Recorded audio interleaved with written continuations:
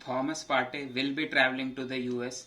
तो अभी कंफर्मेशन आ गया है फाइनली आर्सेनल की तरफ से कि जो यूएस वाला टूर हो रहा है आर्सेनल का, जिसके लिए प्रोबेबली आर्सेनल आज ही जा रही है, उस पर थॉमस पार्टे, बर्ंट लेनो और फ्लोरिन बैलेगन तीनों ट्रैवल कर रहे हैं। तो इन तीनों प्लेयर्स का नाम मैंने इसलिए लिया है बिकॉज आज सुबह गेरी जेकब्स एक रिपोर्टर है, उनकी रिपोर्ट आई थी कि ये तीन player will not travel to US with the rest of the Arsenal team.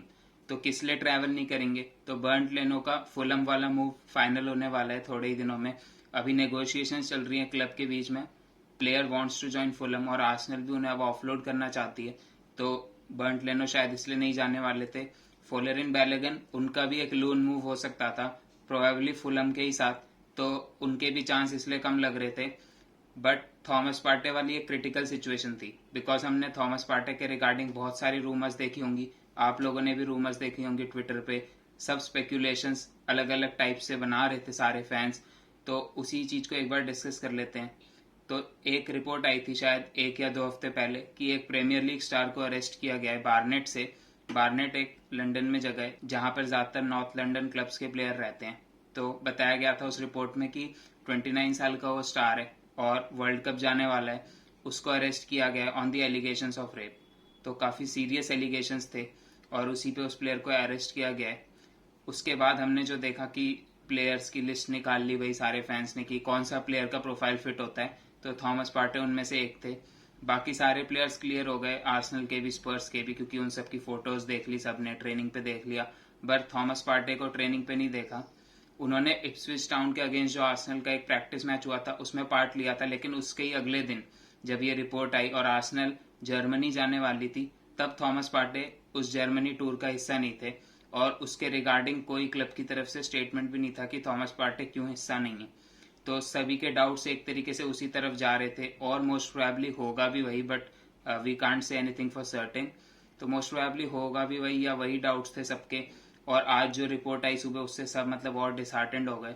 हम सबको पता है कि थॉमस पार्टे का कितना इंपॉर्टेंट रोल है इस सिस्टम में।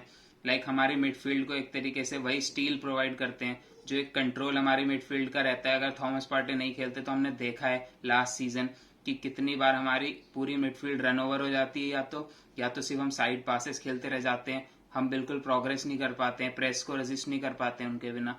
तो Thomas Partey is one of the most important player in the whole team. सिर्फ मिडफील्ड में ही नहीं, अगर आप हर मतलब पूरी टीम में से एक सबसे ज्यादा इंपॉर्टेंट प्लेयर की लिस्ट निकालेंगे तो डेफिनेटली थॉमस पार्टे फर्स्ट या सेकंड नंबर पे होंगे मेरे हिसाब से। तो हमने देखा कि कितने इंपॉर्टेंट प्लेयर हैं वो। जब इंजर्ड हुए थे उसके बाद एलनेनी आए, डेफिनेटली एलनेनी भी एक अच्छे प्लेयर हैं but not at the same level of Thomas Partey. Lokonga शायद अभी सिंगल पिवट अकेले नहीं खेल सकते हैं और अभी उन्होंने जो परफॉर्मेंस दी थी नूरेनबर्ग के अगेंस्ट, डेफिनेटली एक प्री सीजन था बट उससे कोई कॉन्फिडेंस इंस्पायर भी नहीं हो रहा था। तो थॉमस पार्टे अगर अनअवेलेबल होते ड्यू टू एनी रीजन अगले सीजन, तो आर्सेनल को डेफिनेटली एक प्लेयर खरीदना पड़ जाता। अभी भी कोई गारंटी नहीं है कि वो पूरे सीजन के लिए अवेलेबल होंगे, things can turn at any moment of the time. But जो अभी रिपोर्ट्स आई हैं उसके अकॉर्डिंग पॉजिटिव न्यूज है कि अगर वो यूएस टूर जा रहे हैं तो मोस्ट प्रोबेबली जो एलिगेशंस या जो भी केस वगैरह है उसमें सब कुछ सॉर्ट हो ही गया होगा, वरना क्लब इतना बड़ा रिस्क नहीं लेगा। पब्लिसिटी का बहुत बड़ा रिस्क हो सकता है, सीजन की स्टार्ट है, आपकी शर्ट सेल्स हो रही हैं, यूएस में आप अपना एक फैन बेस बनाना चाहते हैं, तो आप एक ऐसे प्लेयर पे रिस्क नहीं लेंगे जो आपकी पूरी पीआर खराब कर दे।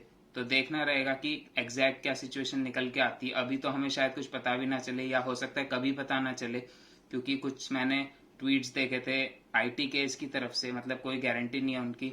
वो तो ये बोल रहे थे कि दोज वर फेक एलिगेशंस या बहुत सारी मतलब थ्योरीज निकल के आ रही थी। अभी तक कोई सॉलिड रिपोर्ट नहीं है तो हम कुछ भी मतलब कुछ स्पेक्यूलेट ही करना रहेगा।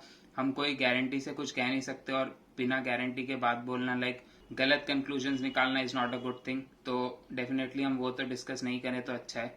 तो थॉमस पार्टे इंपॉर्टेंट प्लेयर है, डिस्कस कर लिया। He is travelling to US very well, और अगर वो पूरे सीजन रहते हैं तो डेफिनेटली आर्सेनल एक डीएम तो अब साइन नहीं करेगी अगर थॉमस पार्टे अवेलेबल है, बिकॉज हमने एलनेनी को 1 साल का कॉन्ट्रैक्ट एक्सटेंशन दे ही दिया है, लोकोंगा को आप तैयार कर रहे हैं, तो अब और कोई डीएम की तो जरूरत नहीं है। अगर आपने इस वीडियो को अभी तक लाइक नहीं किया है तो लाइक कर दीजिए और आर्सेनल रिलेटेड कंटेंट के लिए please subscribe the channel as well. और एक डीएम जो हमारे पास है अभी जो लोन से वापस आए हैं वो है लूकास टोरेरा। तो लूकास टोरेरा जो फ्योरेंटीना पे लोन पर थे और मेरे हिसाब से तो उनका काफी अच्छा सीजन गया था, लाइक उन्होंने 2-3 तो player of the month award ही जीत लिए थे, बट स्टिल फ्योरेंटीना ने उनके लिए पैसे देने से मना कर दिया। तो बताया जा रहा है अभी उनके एजेंट ने खुद आके ये बात बोली है कि उनका वेलेंसिया के साथ प्री अग्रीमेंट हो चुका है, अब बस वेलेंसिया और आर्सेनल को एक फीस डिसाइड करनी है। अब देखना रहेगा कितना पैसा मिलता है। आर्सेनल को 14 से 15 मिलियन चाहिए, मेरे ख्याल से एक डिसेंट प्राइस है, बिल्कुल ओवर प्राइस तो नहीं कहूंगा, जितनी उनकी परफॉर्मेंस देते आ रहे हैं अपने पीक में, 26 साल के हैं वो अभी, तो पीक में तो आप यार 14-15 मिलियन भी नहीं दोगे क्या? एक यूरोगियन नेशनल है, वो रेगुलरली खेलते हैं अपनी टीम के लिए, तो आप उनके लिए 14-15 मिलियन भी नहीं देंगे तो यार बहुत ही अंडर वैल्यू हो रही है आर्सेनल के सारे प्लेयर्स हर जगह। तो आर्सेनल को डेफिनेटली यहाँ पे थोड़े पैसे बनाने पड़ेंगे, वरना जैसा हम रिसेंट टाइम में देखते आ रहे हैं कि आर्सेनल के प्लेयर्स अंडर वैल्यू होकर बिकते जा रहे हैं, and that is not a good thing. आपको अपनी रेपुटेशन वापस बढ़ानी पड़ेगी खुद से ही। तो लूकस टेरेरा तो वेलेंसिया जा रहे हैं, आर्सेनल अभी भी मिडफील्ड में प्लेयर लाएगी डेफिनेटली, बट शायद अब 6 के रोल में नहीं लाए, 8 के रोल में ही लाएंगे, जो आर्सेनल टारगेट कर रही है पूरी विंडो में। तो टीलमंस एक ऐसे टारगेट हैं जो स्टार्टिंग से आर्सेनल टारगेट करते हुए आ रही है, और मैं भी डेफिनेटली उसके प्रो में ही हूँ। I like Tielemans very much. Like हमने देखा है कि वो कितने असिस्ट प्रोवाइड करते हैं, गोल्स भी स्कोर करते हैं, आउटसाइड ऑफ द बॉक्स से शॉट्स लेते हैं, वैसे प्लेयर की जरूरत आर्सेनल को डेफिनेटली है। ओडेगार्ड जितनी भी क्रिएटिविटी लाते हैं, बट वो कभी भी शॉट्स बहुत कम लेते हैं। हमने देखा है कि ओडेगार्ड्स पता नहीं शॉट्स क्यों नहीं लेते, और उनके उतने अच्छे जाते भी नहीं है शॉट्स ऑनेस्टली, जब वो लेते भी हैं तो शायद इसी रीजन से नहीं लेते हैं। तो एक ऐसा मिडफील्डर चाहिए जो शॉट्स ले। ग्रेनिट जाका भी बहुत कम शॉट्स लेते हैं, और सही बात बताऊं तो ग्रेनिट जाका आगे जाते हुए अच्छे तो दिख रहे थे, बट वो उनका नेचुरल रोल नहीं है। नेचुरल रोल उनका वही है कि वो सेट बैक करते हैं। तो ग्रेनिट जाका अगर आर्सेनल मूव ऑन कर रही है 4-2-3-1 से 4-3-3, तो डेफिनेटली एक वहां पे प्लेयर लाना चाहेगी, तो वही प्लेयर टीलमंस हो सकते हैं। तो अभी रिपोर्ट्स आई है कि टीलमंस ने अपना घर बेचने को डाल दिया है, लाइक घर लिस्ट कर दिया है फॉर सेल।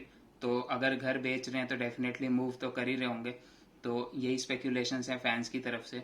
आर्सेनल डिले क्यों कर रहा है? आर्सेनल मेरे ख्याल से इसलिए डिले कर रहा है because Arsenal wants to bring the price down. तो लेस्टर बताया जा रहा है कि 40 से 45 मिलियन मांग रही थी एक टाइम में। मेरे ख्याल बिल्कुल ही मतलब क्या कोई तमीज ही नहीं है भाई पैसे मांगने की। लाइक आर्सेनल को देते टाइम कोई देता नहीं है, मांगते टाइम मुंह फाड़ के मांग लेते हैं।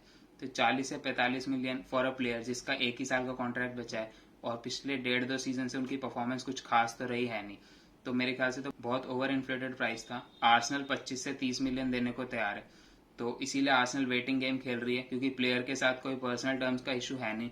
तो आर्सेनल जब भी चाहे जाके पैसे देके उठा सकती है। बस आर्सेनल वेट कर रही है कि लेस्टर अपनी डिमांड्स कम करे। जैसे जैसे विंडो का टाइम बढ़ता जाएगा, लेस्टर को भी रियलिटी पता चलेगी कि इतना इंटरेस्ट नहीं है अभी टीलमंस के लिए। तो देखना रहेगा कि क्या टीलमंस वाली डील आर्सेनल अभी इंस्टेंटली कंप्लीट करती है। मेरे ख्याल से तो कर लेना चाहिए था कि यूएस टूर से पहले, बट अगर नहीं किया है तो कोई रीजन होगा। एक और प्लेयर जिसको आर्सेनल टारगेट कर रही है वो है लूकस पकेटा। तो लूकस पकेटा के भी रिसेंट पिछले एक वीक में काफ़ी लिंक्स आए हैं, बट उनके साथ जो मेन इशू ये है कि लेऑन है। लेऑन के प्रेसिडेंट बहुत ज़्यादा पैसे मांगते हैं, और वही इस बार भी कर रहे हैं। 80 मिलियन बता रहे हैं, कुछ 60 मिलियन बता रहे हैं, कुछ 65 मिलियन बता रहे हैं, और मेरे ख्याल से 60 मिलियन भी वो वर्थ नहीं है। लाइक डेफिनेटली अच्छे प्लेयर हैं, but 60 million over price amount है उनके लिए। अगर आर्सेनल उन्हें 50 मिलियन के आसपास में ले आती है, 50 मिलियन यूरोस, 40 मिलियन पाउंड्स के आसपास में ले आएगी, तो एक अच्छी साइनिंग होगी। उससे ऊपर जाएगी तो ओवर पे करना हो जाएगा, और ओवर पे करने के साथ ना प्लेयर पे भी बर्डन आ जाता है एक्सपेक्टेशंस का, जिसकी वजह से परफॉर्मेंस डाउन हो सकती है। तो काफ़ी लोग को ऐसा लगता है कि लूकस पकेटा एक सेकंड स्ट्राइकर है या विंगर है या नंबर 10 है। डेफिनेटली वो उन रोल्स पे भी खेलते हैं, बट अगर आप उनका ब्राज़ील का हीट मैप देखें तो देखेंगे कि वो लेफ्ट साइडेड 8 वाला रोल है ना, उसमें भी बहुत बेहतरीन परफॉर्मेंस रही है उनकी। जो अभी वर्ल्ड कप क्वालिफायर्स में था वो मेनली उसी पोजीशन पे खेल रहे थे और रेगुलरली स्टार्ट कर रहे थे। तो अगर आप ब्राज़ील टीम में रेगुलरली स्टार्ट कर रहे हैं तो बेकार परफॉर्म करके तो नहीं कर पाएंगे। उसके साथ साथ आप उनके डिफेंसिव नंबर्स देखें अगर, तो बहुत अच्छे डिफेंसिव नंबर हैं, वो ट्रैक बैक करते हैं। तो मेरे ख्याल से तो एक अच्छे और एक डिफरेंट अप्रोच हो सकती है जिस पर आर्सेनल जाए, और उसी की ज़रूरत है अगर आर्सेनल को प्रीमियर लीग टेबल में ऊपर बढ़ना है। लाइक लीग तो नहीं जीतेंगे, बट डेफिनेटली टॉप 4 तो टारगेट होना ही चाहिए, और आपको ऐसे क्वालिटी प्लेयर चाहिए रहेंगे अपनी टीम में। तो देखना रहेगा क्या लूकस पकेटा वाली साइनिंग करती है, या टीलमंस करते हैं, या दोनों कर लेते हैं। एक और प्लेयर जिससे आर्सेनल लिंक हो रही है वो है कार्नी चुकमेव का। कार्नी चुकमेव का एस्टन विला के प्लेयर है, लाइक उनकी अकेडमी के प्लेयर थे, बट अभी बीच सीजन में उन्हें प्रमोट करके कुछ गेम्स खिलाए थे प्रीमियर लीग में एस्टन विला ने। तो उनका लास्ट ईयर का कॉन्ट्रैक्ट अब आ चुका है, एस्टन विला उन्हें बोल रही है कि भाई आप साइन कर लो कॉन्ट्रैक्ट, और उन्होंने मना कर दिया बिकॉज उन्हें पता है कि उन्हें काफ़ी सारे टॉप क्लब से अब इंटरेस्ट आ रहा है, like Bayern is interested, Barcelona is interested, Dortmund, Manchester United, Arsenal भी इंटरेस्ट है, इसीलिए हम डिस्कस कर रहे हैं। तो कार्नी चुकमेव का एक बहुत एक्साइटिंग टैलेंट है, अभी 18 साल के हैं, तो अगर उन्हें आर्सेनल साइन कर लेती है तो एक ऐसा यंगस्टर साइन कर लेगी जो 1-2 साल में बिल्कुल सीन पे एक्सप्लोड हो सकता है। और आर्सेनल की ट्रेनिंग और आर्सेनल की जो कोचिंग है, जो सीनियर प्लेयर्स हैं, उनके साथ तो उनकी ग्रोथ डेफिनेटली अच्छी हो सकती है। तो आर्सेनल अगर यहाँ पे स्मार्ट रही और उनको एक डिसेंट फीस पे साइन कर लेती है एस्टन विला से, तो मेरे ख्याल से एक ऐसे प्लेयर हो सकते हैं जिन्हें आर्सेनल उनके ब्लूम होने से पहले साइन कर ले। वो हमारी जो अभी यंग टीम है उसको और सपोर्ट कर सकते हैं आने वाले टाइम में। आज की वीडियो में इतना ही, मिलता हूँ अगली वीडियो में, तब तक के लिए take care and good bye.